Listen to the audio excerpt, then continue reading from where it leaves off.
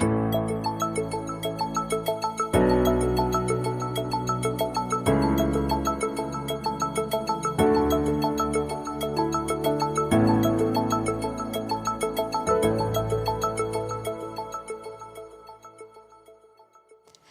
and welcome to the Well of Inspiration. It is a Cradle of Life production.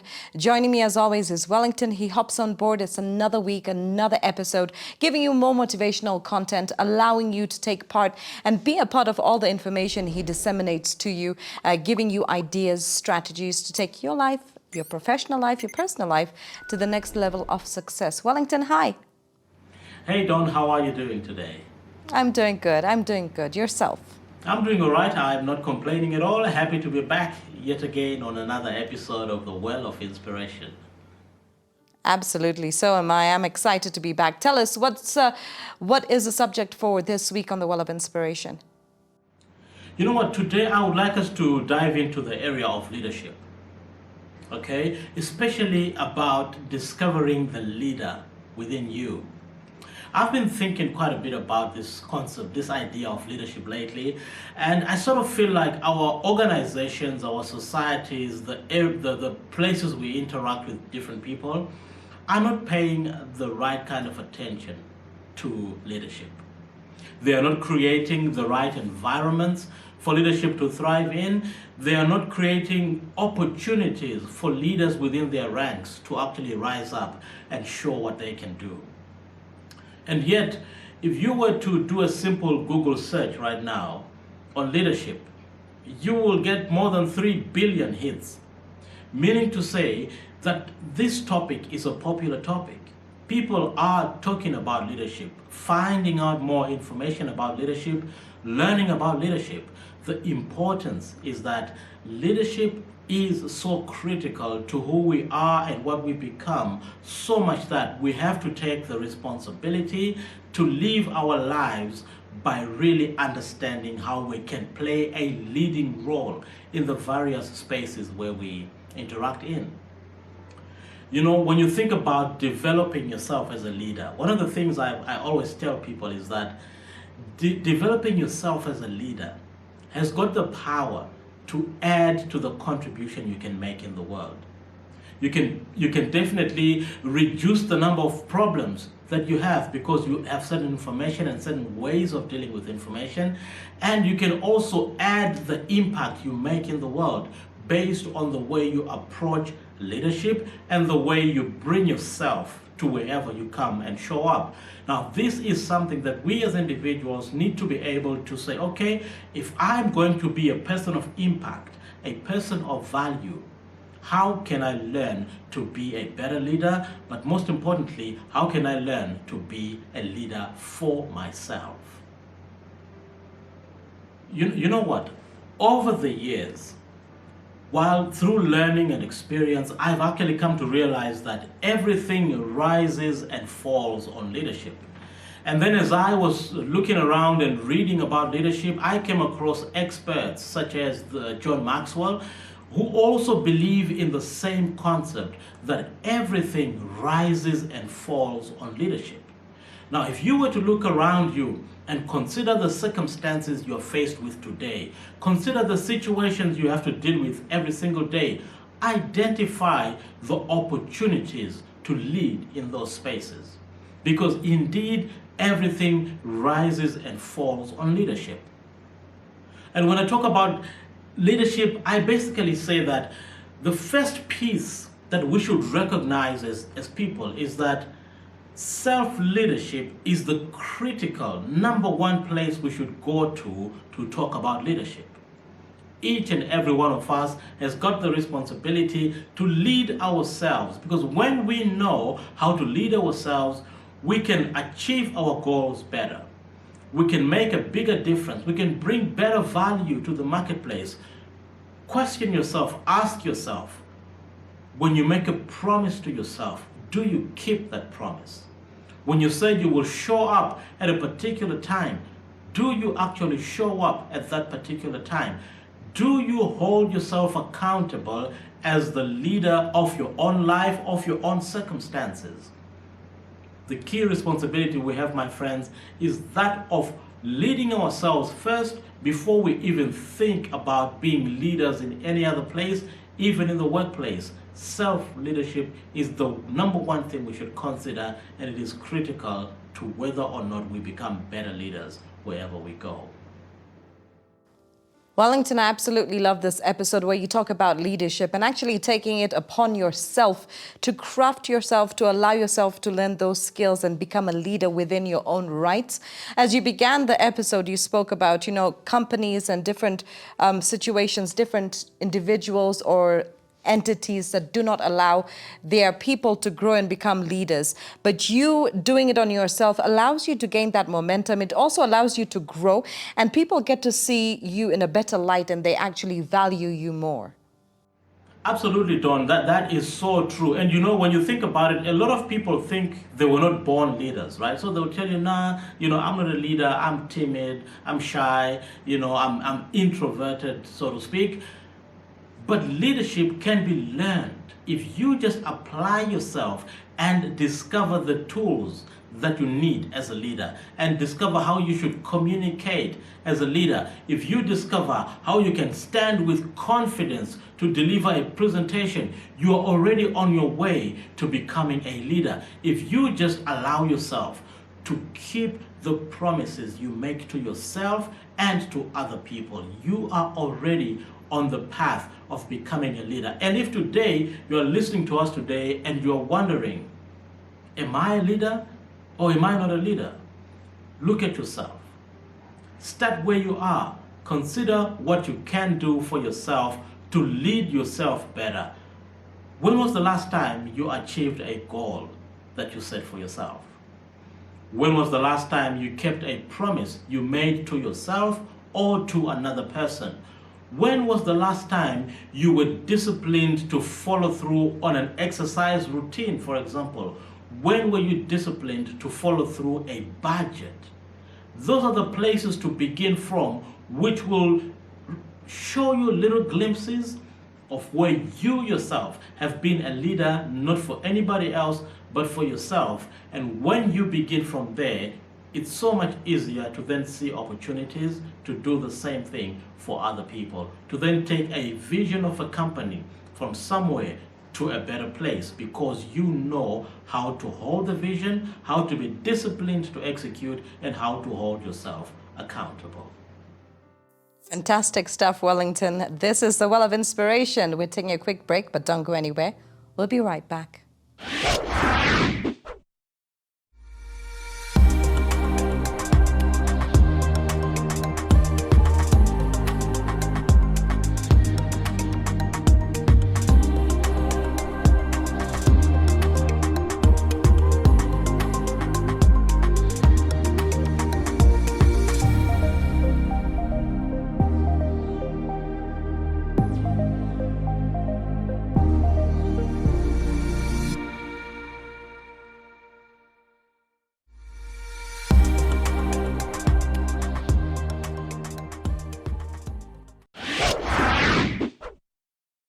Welcome back to the Well of Inspiration. Today's episode is all about finding the leader within you, an absolutely fantastic subject because I think some of us struggle to find the leader within ourselves. And Wellington has gone to talk about different things, but I think the one thing that captured me was when he said, developing yourself allows you to become the leader you have the potential to be, and it can change everything for you. It will add to your effectiveness, subtract from your weakness, divide from your workload, and multiply your impact. Wellington, these words that you're speaking today about anyone being able to become a leader is fantastic.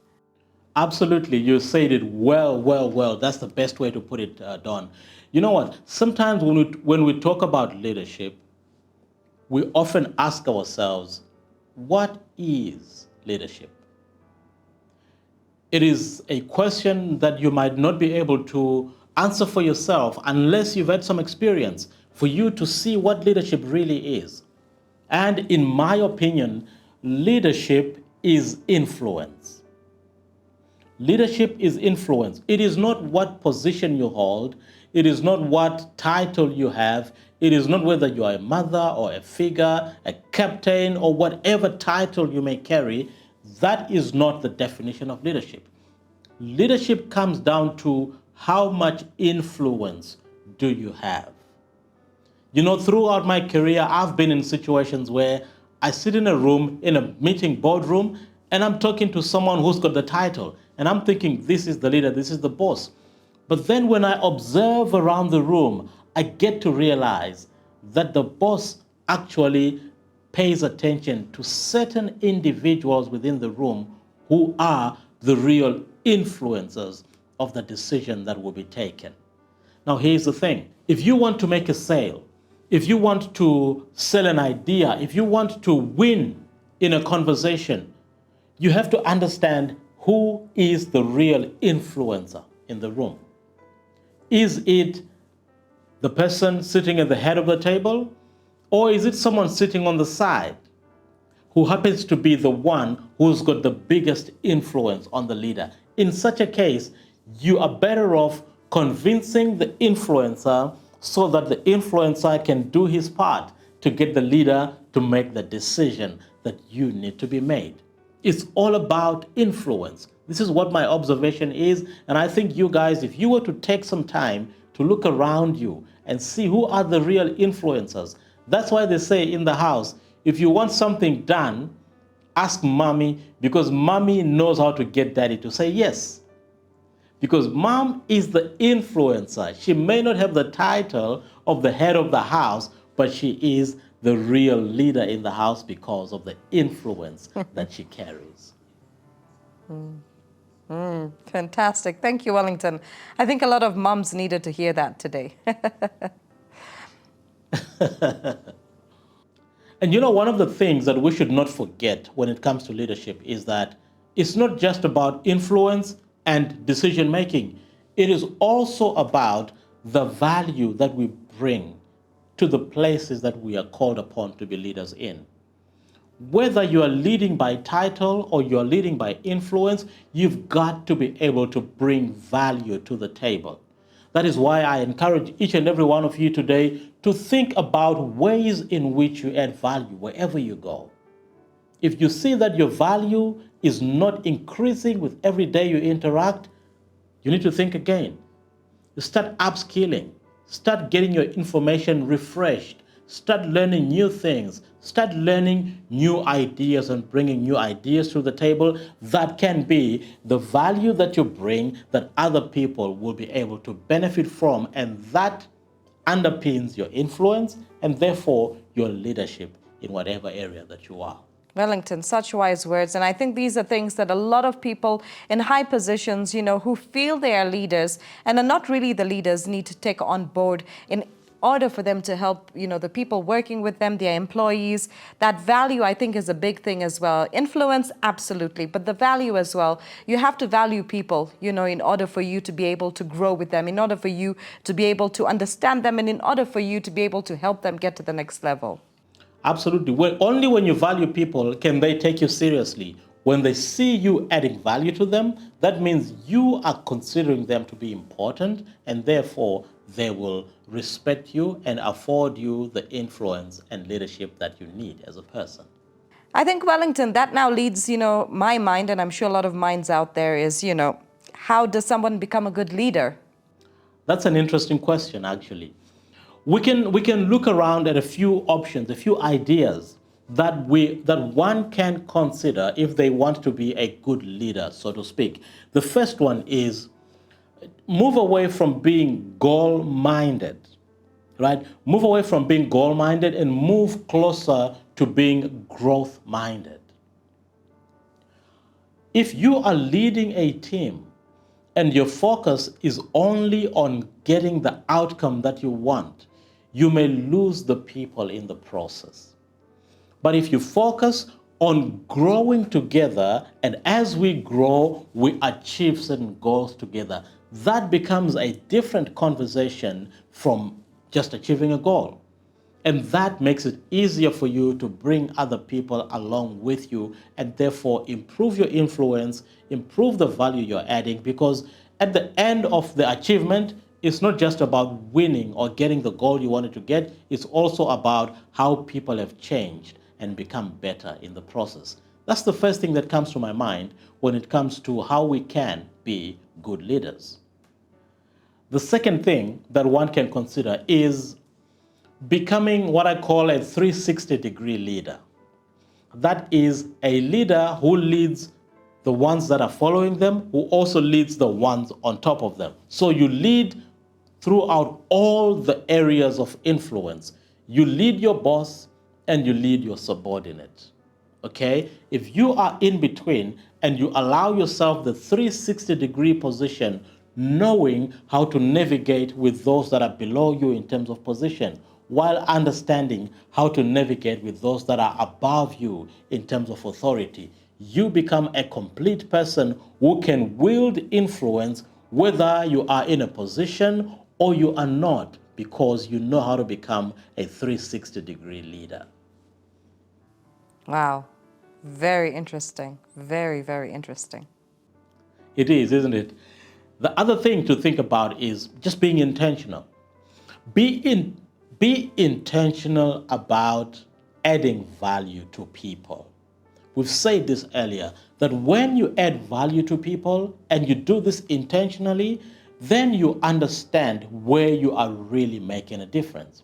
And that is very critical. If you do not add value to other people, it kind of shows that you don't value the people. You don't look for opportunities to make a difference to them. You don't look for opportunities to give them the motivation, encouragement, and inspiration they need. If you don't do that to them, then they will not recognize your influence. And whenever you say something, whenever you try to pull them in a direction, you might find them resisting because you are not being intentional about adding value to them. That's something also that we can think about when it comes to adding value to other people and developing the leader within you. I think, Wellington, a lot of people, they reciprocate better. They appreciate leaders who add value, because it tends to show that the leaders actually care for those individuals who are working under them. And that in itself allows them to be more productive and to also grow in the different fields or different positions they might be in the industry or in the company. Absolutely. You are so right about that. And that is why I encourage everybody to practice leadership. Whenever you're given a task, whether it's a big task or a small task, practice leadership. Do bring in all the attributes that you want to see in a leader, bring them to that assignment and act them out yourself. Everything in life that we want to do well, we have to practice doing it well. We might do it wrong a few times, but eventually, through practice, through learning and growth, you will become a better leader. Learn to practice leadership. Another thing is to study leadership. Leadership, as I said earlier, you can go online and find so much information on leadership. How about you make it a task that every day you read something about leadership? You discuss something with a colleague, with a friend about leadership. You learn a new concept about leadership. As you do that, the information you have become upgraded, and as you upgrade information you have, you also upgrade the possibility of you adding value to other people and becoming even a better leader. And my favorite idea when it comes to learning to be a good leader is this idea of getting down, get off the top. You see, sometimes in the realm of leadership, we are often given titles and positions. But if you're given a title and position, then you sit on your title and position and distance yourself from the people that you are leading. You become very lonely. It becomes very isolated in your position. And when you pull in a certain direction, you might find yourself going there alone. Take the time to get down from your position.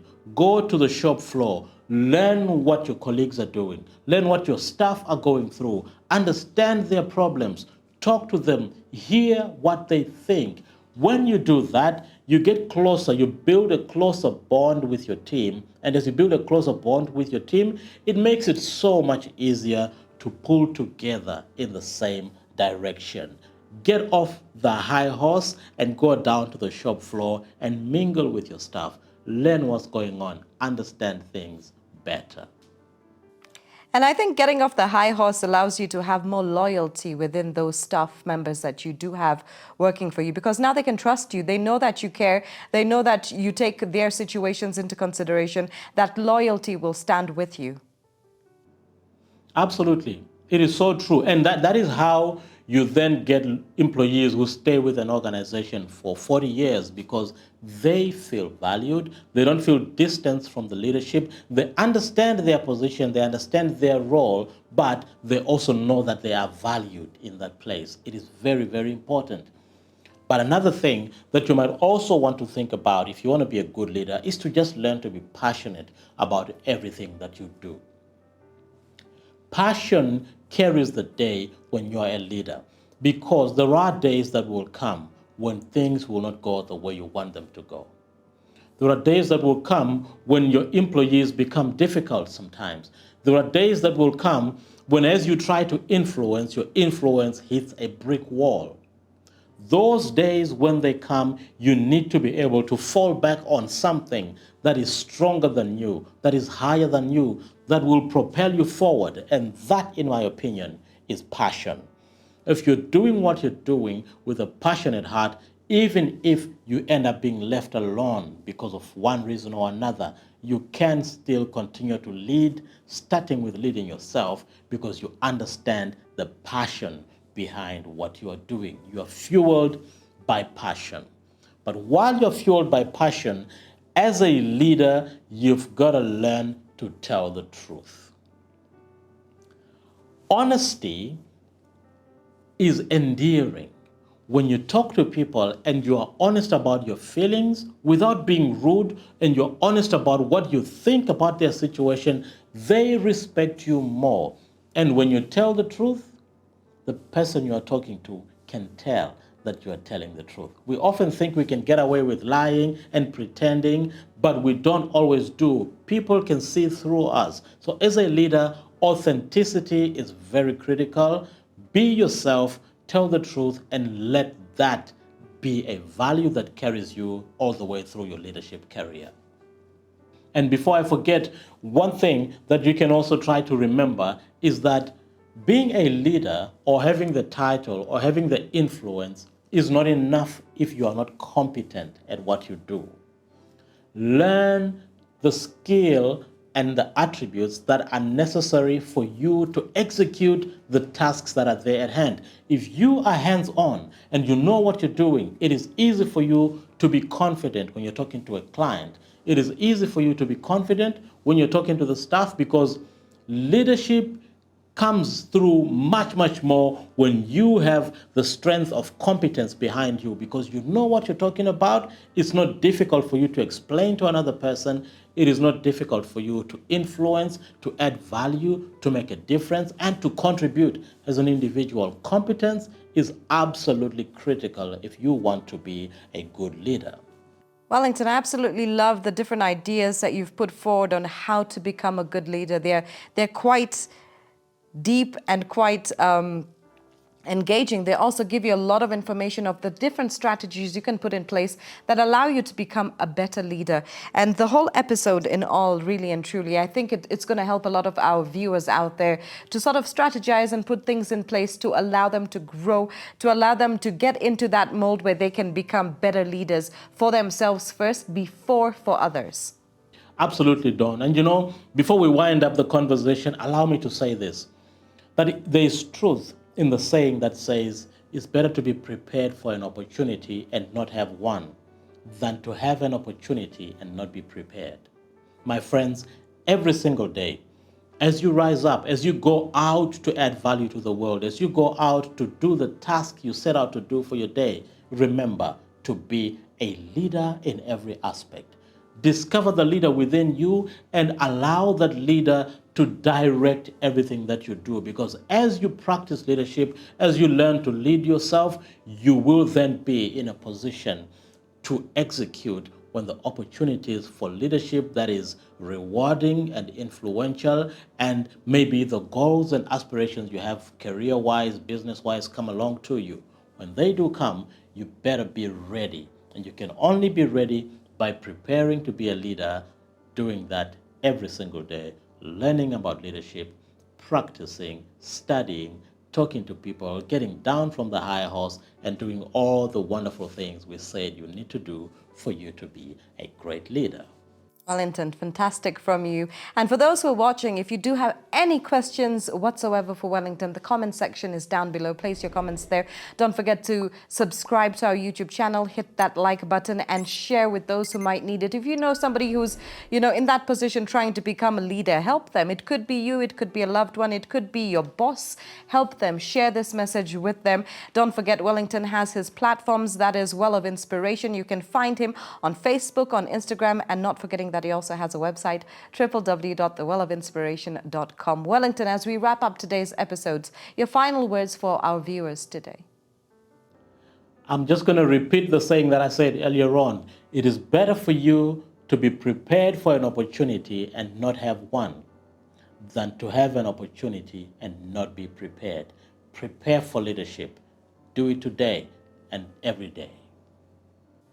Fantastic words, Wellington. Thank you so much for joining us this week for another edition of the Well of Inspiration and just, inspiring those of us who are actually being a part of this journey. And we will encourage more people to join. So for those watching, please do get your family members and, your friends to come on board this journey with us. Wellington, it's been a pleasure. And until next week, we'll catch you. Thank you so much, Dawn. It's been a pleasure being here as well today. You guys take great care of yourselves over there.